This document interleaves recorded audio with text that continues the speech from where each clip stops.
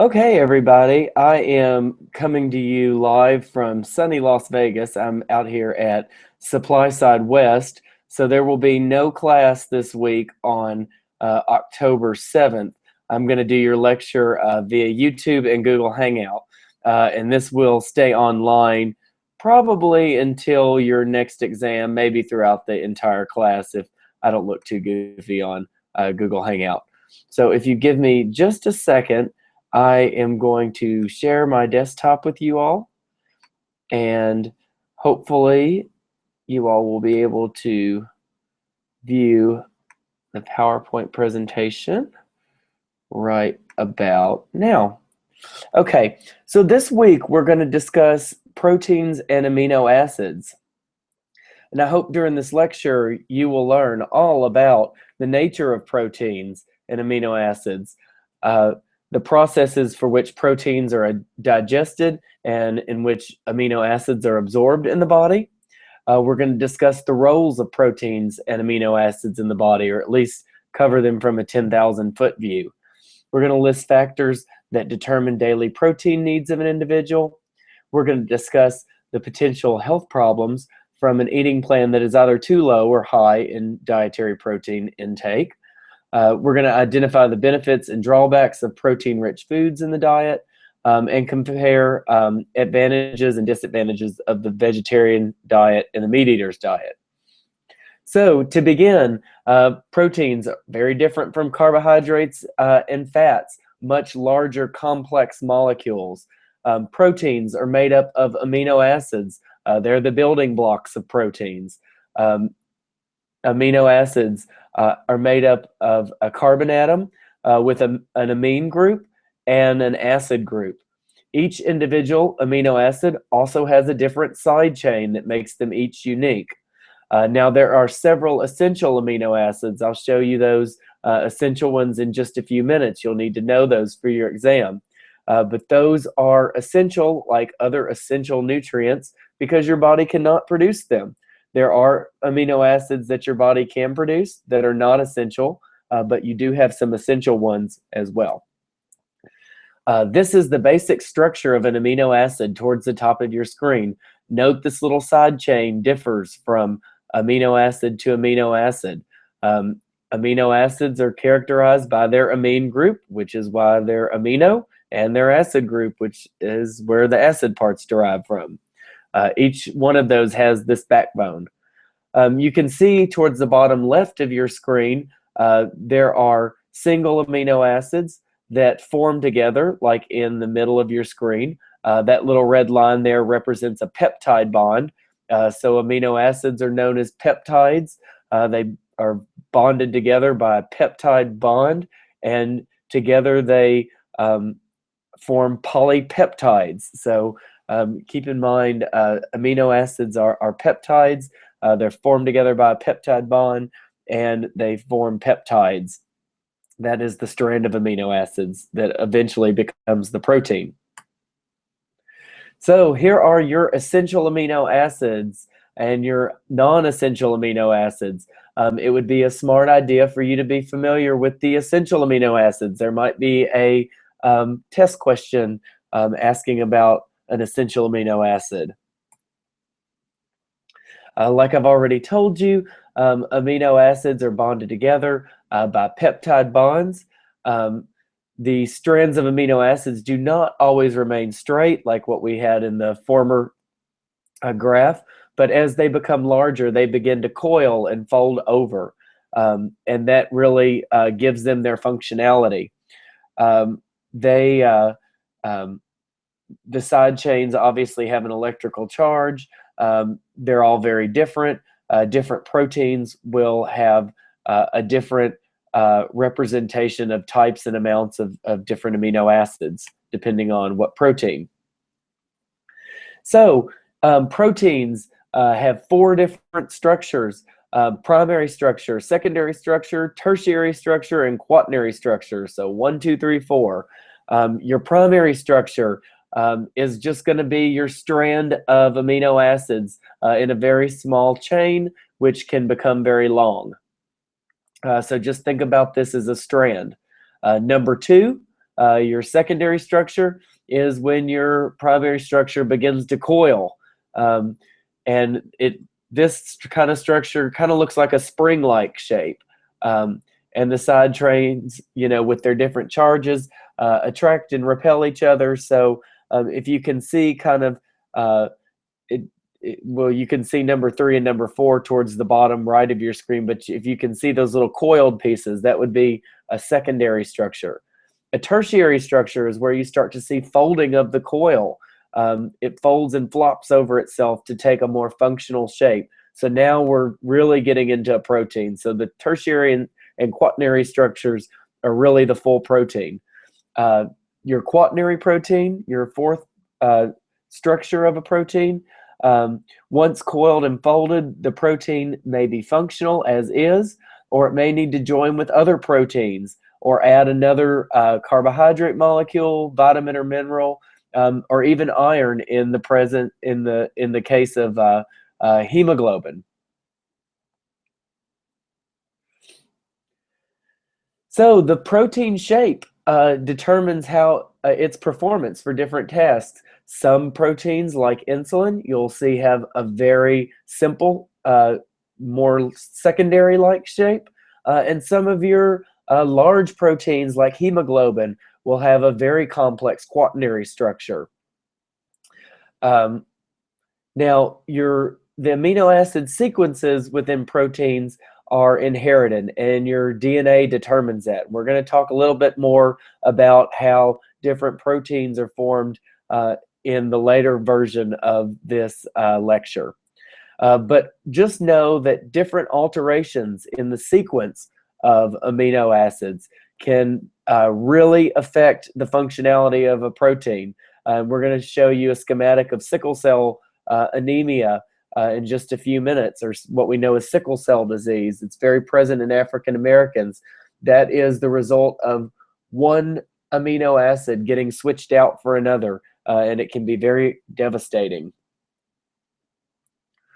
This is a structure of hemoglobin.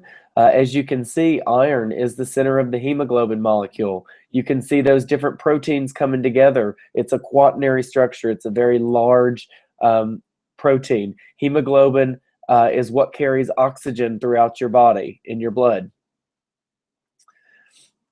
So as you can see, the amino acid sequence causes each strand to coil and loop, forming this, what we call a globular protein structure. So a very big protein, a quaternary structure. I told you I was going to show you the difference in somebody with sickle cell anemia versus a normal red blood cell. You can see at the bottom of your screen just a difference in one amino acid can cause that blood cell to be abnormal, and therefore it's very hard to get oxygen to the blood. That protein loses a lot of its functionality, and sickle cell anemia is a genetic disease that is very devastating. So proteins can denature. If you think about frying an egg and how the egg white solidifies and denatures, what denaturation is it loses its functionality, and that can happen in a number of different ways. One, acid can denature a protein. Heat can denature a protein. Certain salts and heavy metals can denature a protein. So lots of different things can affect proteins' functionality.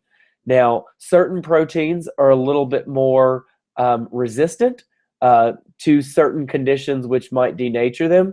For example, the proteins in the lining of your stomach are much more resistant to denaturation from acid, since you have a lot of stomach acid, very low pH environment, versus maybe a protein that is present in your eye. If you can imagine getting acid in your eye wouldn't be very functional very long because those proteins would denature.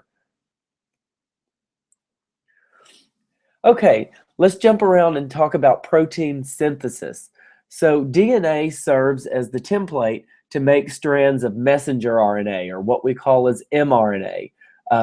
Each mRNA strand copies exactly the instructions for making some protein that the cell needs. So you can see the first step where the DNA inside the cell is opening up.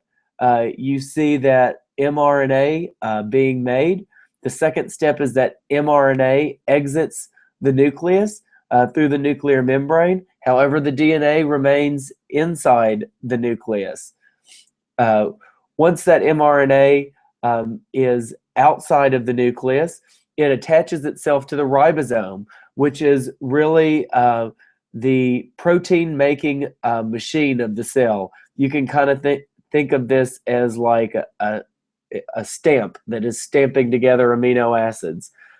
So the mRNA attaches itself to the ribosome, and meanwhile, another form of RNA known as transfer RNA or tRNA collects amino acids from the cellular fluid and brings them to the messenger.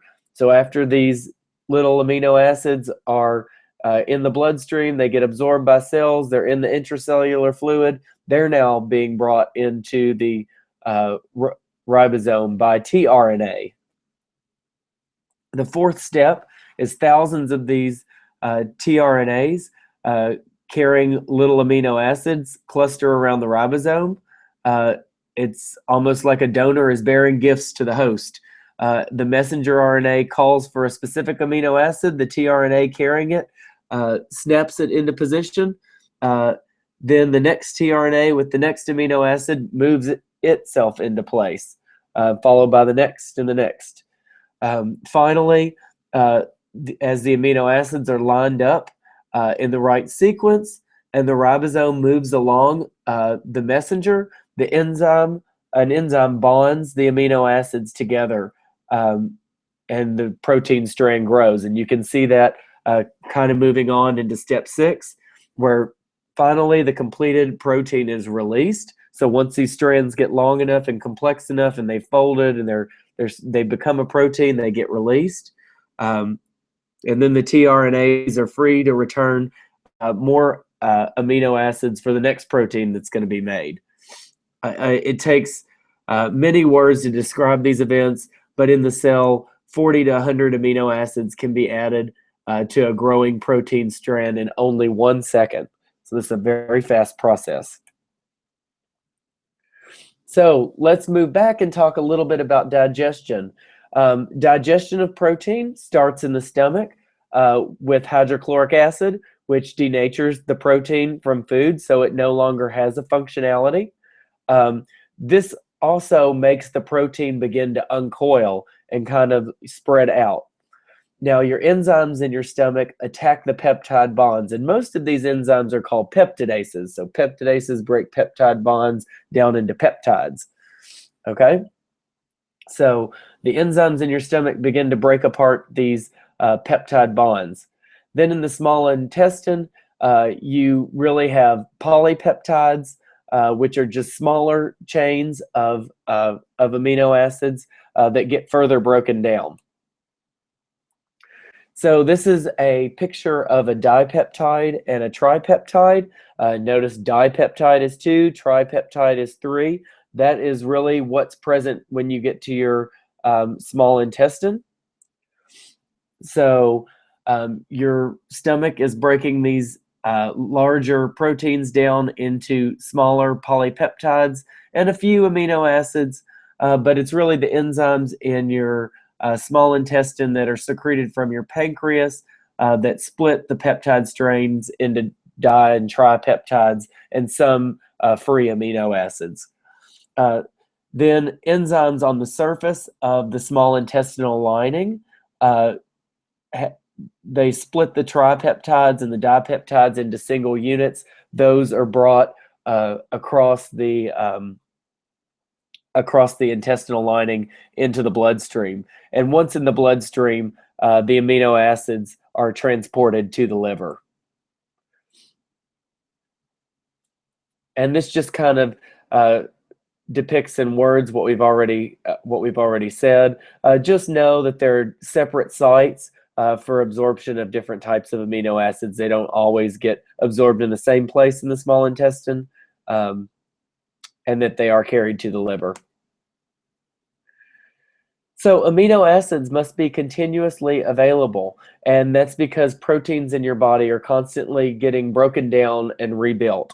Um, and this is a process called protein turnover. It's constantly happening in your body. So having adequate protein intake on a daily basis is very important for maintaining a healthy body state. Uh, Proteins have several roles in the body. So different proteins have different types of roles. We're going to discuss some of these roles today, but this is not an exhaustive list by far. They regulate gene expression. They provide structure and movement. Obviously, you think about the muscle tissue, and those you guys out there, you girls too, that are lifting weights, you're obviously breaking down your muscle tissue and you're getting higher amounts of protein so you can build that muscle back even larger and stronger. So they provide structure. Protein makes up about 1/3 of the volume of your bone. So the protein collagen is really this sticky protein that sticks all the calcium and minerals together and builds that strong bone. And if you take a bone and you put it in acid and you leach out all of the minerals like calcium, you'll be left with this big, like, jelly gummy worm looking thing that looks like a bone, only it looks like it's made out of jelly.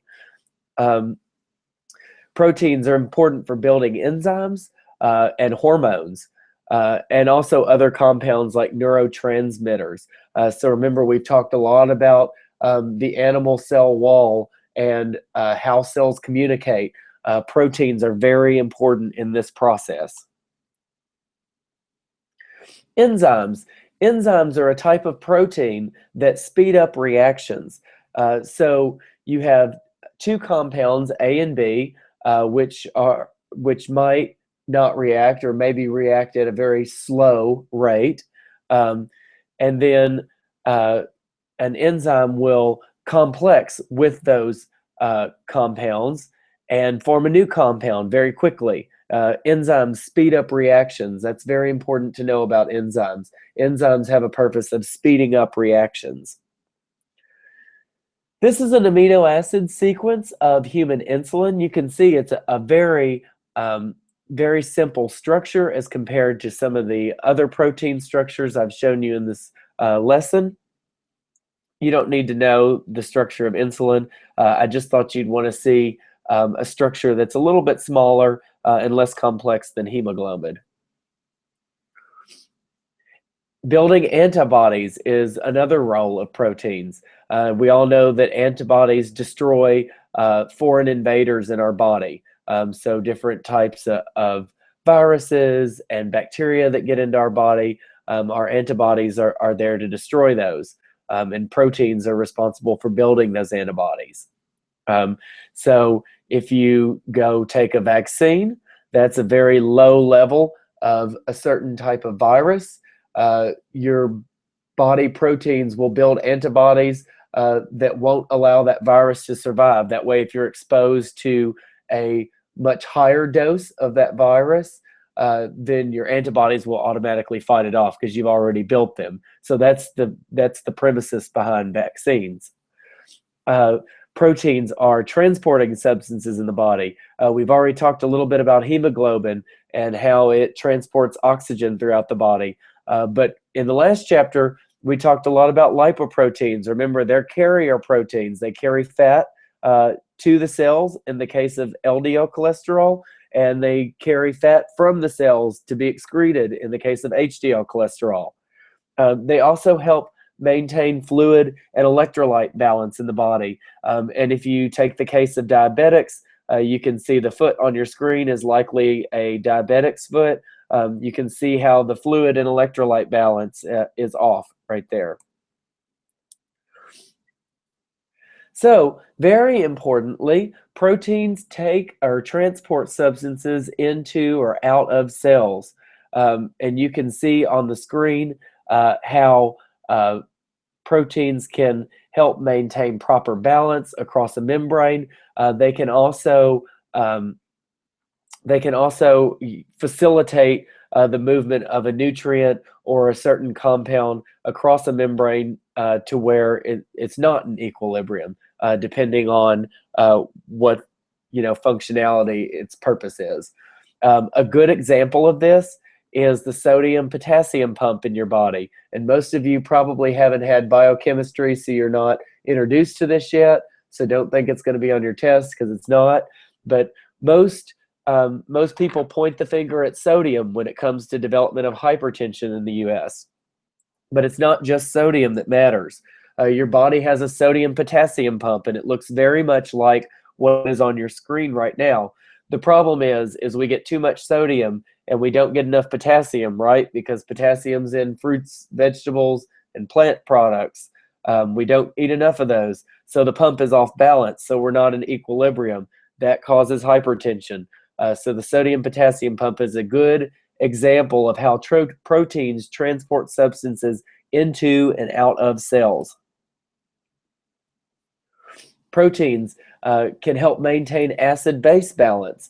They can act as very good buffers. What a buffer is it keeps it keeps the pH from fluctuating. And that's very important in your body because your body's pH is regulated very tightly. And that's because if your body's pH goes out of whack, then different proteins start to denature, and that causes a big problem. Buffers are very important. Proteins act as buffers in the body, so they keep that pH in balance. Even when you maybe drink a Coke or a high acid, eat a high acid food and get a lot of acid in your food, your proteins in your body act as buffers so that your body pH stays pretty much the same. They're also important in blood clotting, and like we've talked about in previous chapters, they provide energy and glucose under conditions of inadequate carbohydrate intake.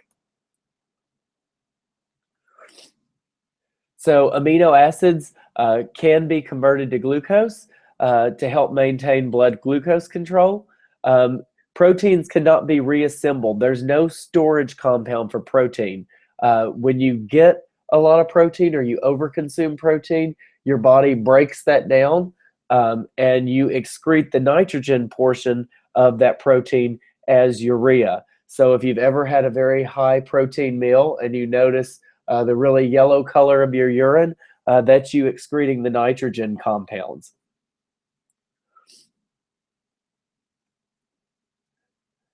So unlike carbohydrates and fat, there is no storage form for protein. It has to be made into something. This just kind of reiterates what we've already went over a few lectures ago. You need to keep in mind up until your final or throughout your final that carbohydrates have 4 calories per gram, fat has 9, and protein has 4. And you can see at the bottom of your screen how those proteins are getting broken down into reserve glucose or energy. You can see the nitrogen compounds in blue. Those nitrogen compounds are filtered out by your kidneys and excreted in your urine. So there are the fate of an amino acid. It can be used to build a protein. It can be used to make a needed compound, or you can dismantle an amino acid for its component parts. So you can make glucose out of it, excrete the nitrogen, and such. Now, your dietary reference intakes for protein. This gets a little bit tricky because it depends on your body size. So there is a macronutrient distribution range or an acceptable macronutrient distribution range for protein. It depends on your body size. For a normal, healthy, 150-pound semi-active male, it's 0.8 grams per kilogram of body weight. That varies between scientific bodies and international bodies. The European Food Safety Authority has a little bit higher recommendation for protein. I believe it's 0.84 or 0.88. I can't remember exactly. I think it's 0.84. where in the US, our dietary reference intake is 0.8, just for the standard male. Obviously, protein intakes are going to differ in, infants and growing children. We're going to talk about being in positive nitrogen balance, which is what those individuals are. So they need more protein, or they need to have adequate protein at least.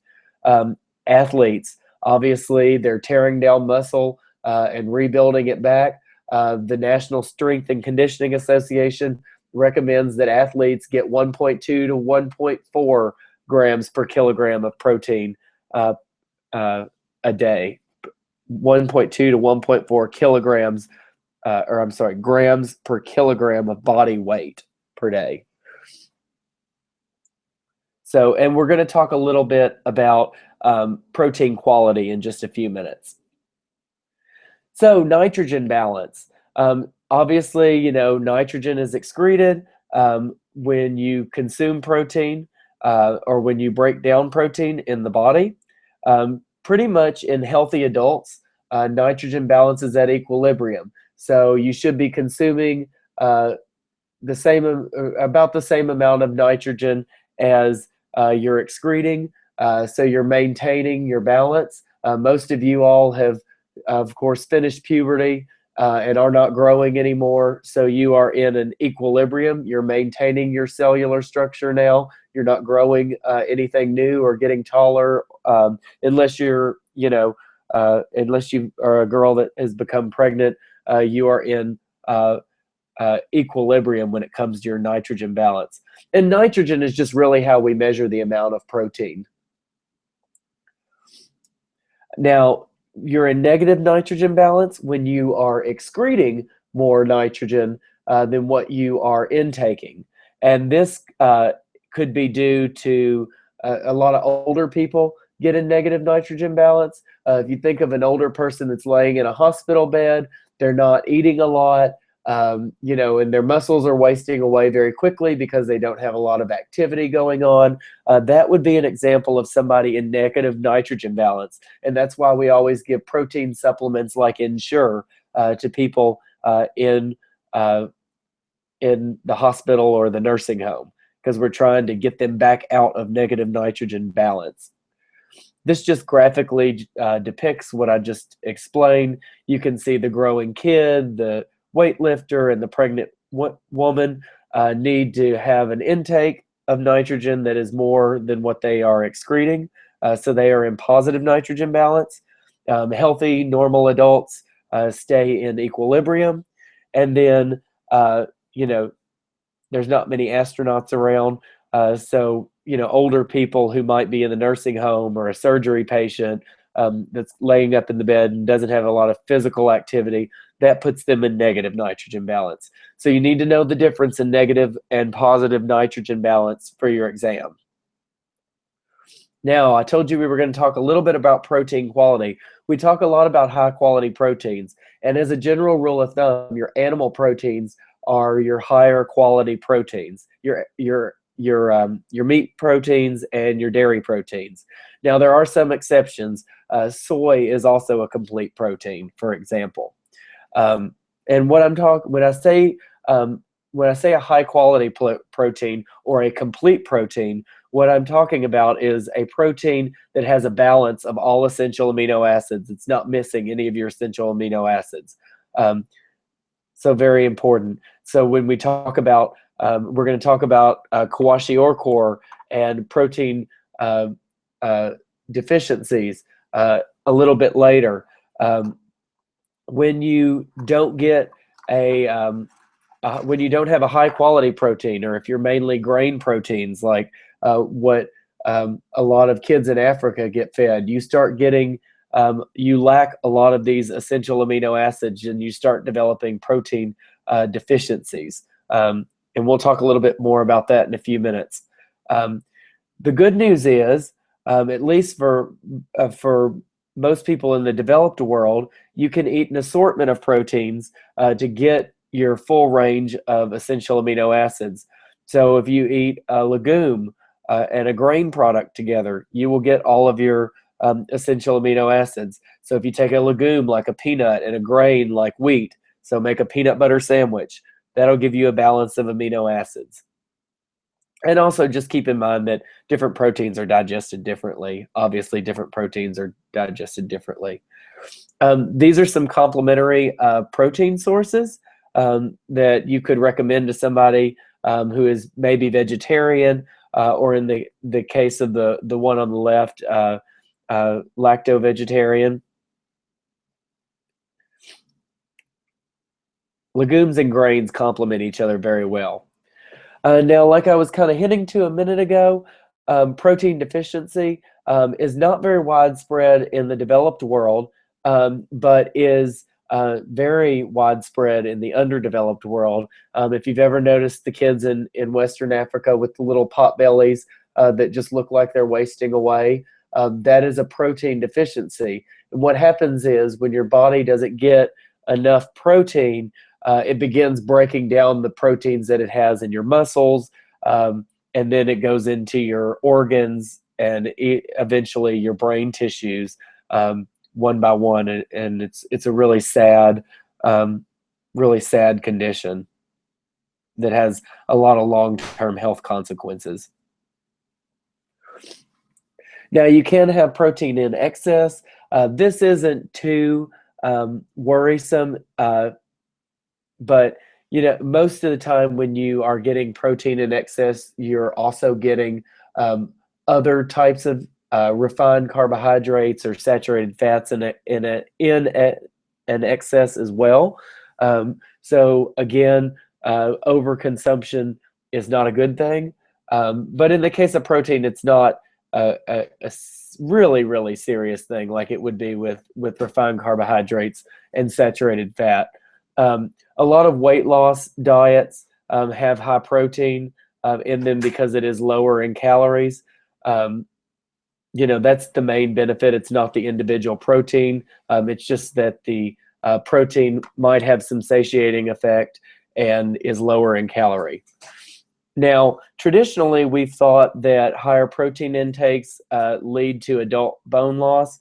We actually have some new research at George Mason. My colleague Kara Frankenfeld and I have just recently done a huge review of a lot of the calcium tracer studies and really disproved this theory. A lot of this data, again, is from the 1970s and 1980s, and we were actually able to show that higher protein intakes increase calcium absorption in the gut.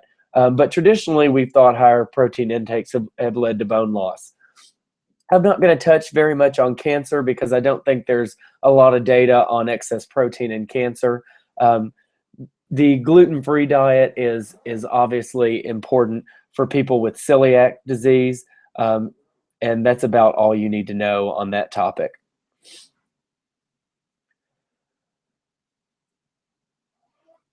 Okay, so obviously protein is critical to nutrition. We went over a ton of functions that proteins have in the body, especially for vegetarians.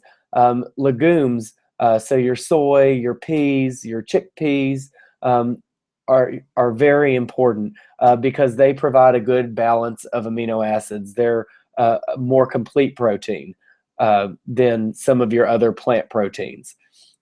They also provide a lot of other vitamins and minerals. So a good way, if you took your diet analysis, your 3-day diet questionnaire, and you noticed you had low vitamin and mineral intakes, a good way to increase those intakes is to add a legume to your diet, maybe a hummus or a chickpea or some tofu. This slide just really shows you what types of products in the U.S. Contribute to protein intakes. Obviously, beef and poultry drive protein intakes in the U.S., with milk being a close third. And so, again, remember your complete proteins. Your animal proteins, just as a rule of thumb, are your more complete proteins, and then your plant proteins, typically outside of your legumes, aren't as complete are balanced with amino acids. This is just a structure of what a legume plant looks like. So you can think about this as a chickpea or a soybean or a peanut. And what happens is these little pods are where the nitrogen is stored. That's really where the protein is formed in the plant. And the reason legumes have higher protein levels versus other plants is because their root nodules contain these little bacteria that capture nitrogen. So it makes this plant a lot more efficient in getting nitrogen out of the soil. And so therefore it creates more higher protein seed pods. So we're going to talk a little bit about vegetarian and meat-containing diets. This is really, a controversial thing in the U.S. Most vegetarian diets, or I will say many vegetarian diets, are just as unhealthy as non-vegetarian diets.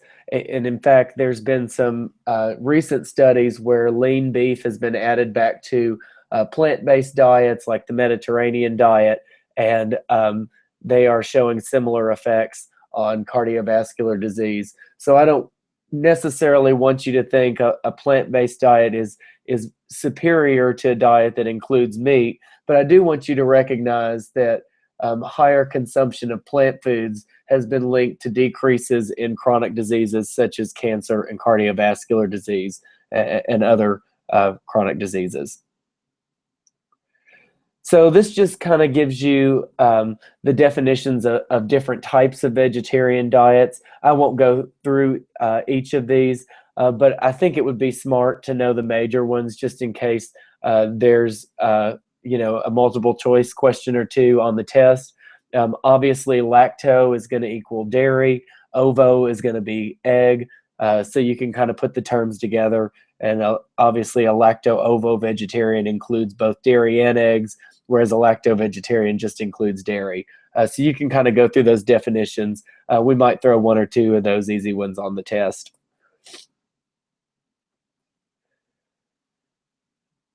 So there are many health behaviors that are associated with high plant food intake. We've talked about previously prevention of heart and artery diseases.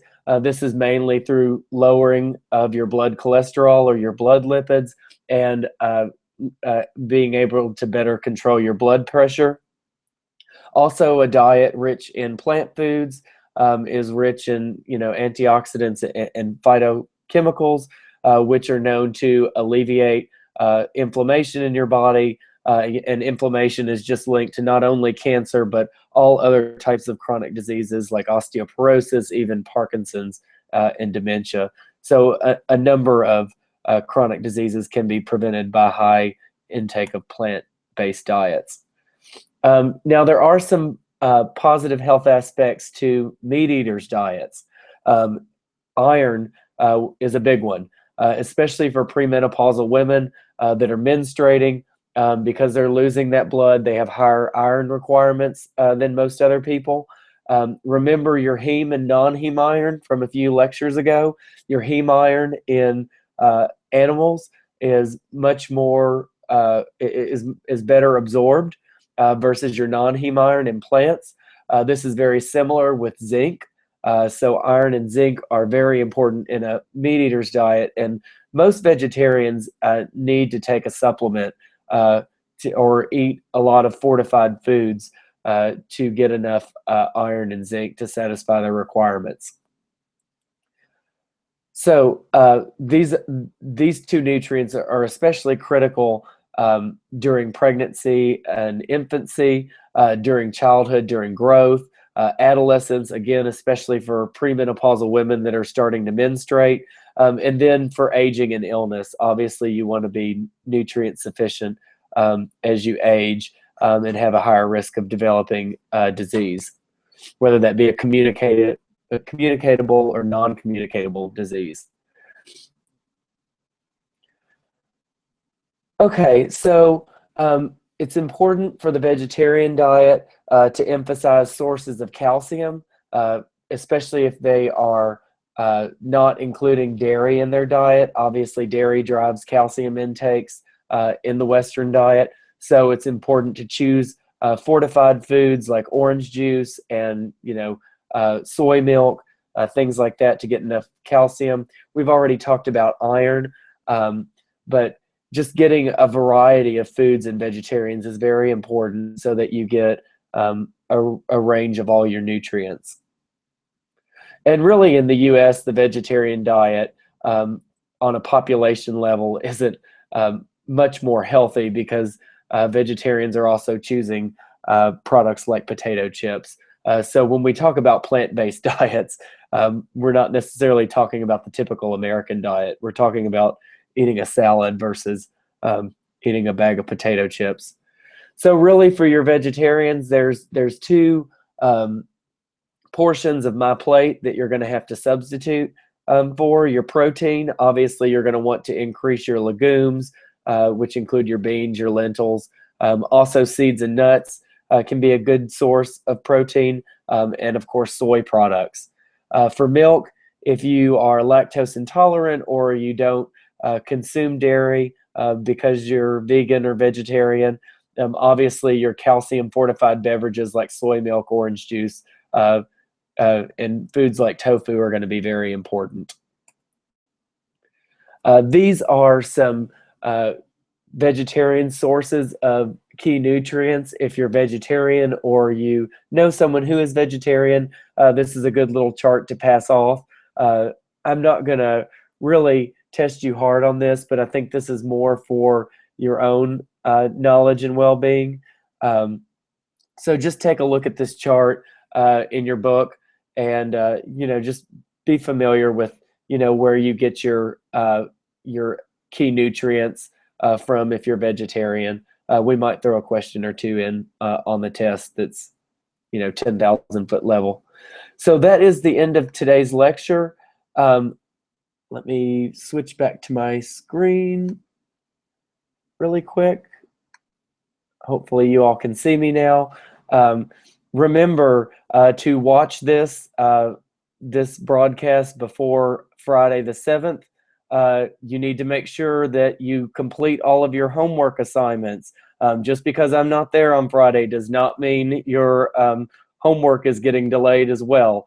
So I expect you all to have all your post-chapter assignments in. Bring any questions you have on the protein chapter to class on October 14th. I'll start class off by answering any questions you have about proteins or amino acids and/or amino acids. And remember, your next test is coming up, so don't fall behind. If you are having any problems with the MindTap software, please email Kevin and copy Dr. Pulowski and I. We'll make sure that he helps you. And if you are having any other types of difficulties in the class, we're now into week 6, so please make sure that you contact me directly. Other than that, I hope you all have a great rest of the week, and I look forward to seeing you on October 14th.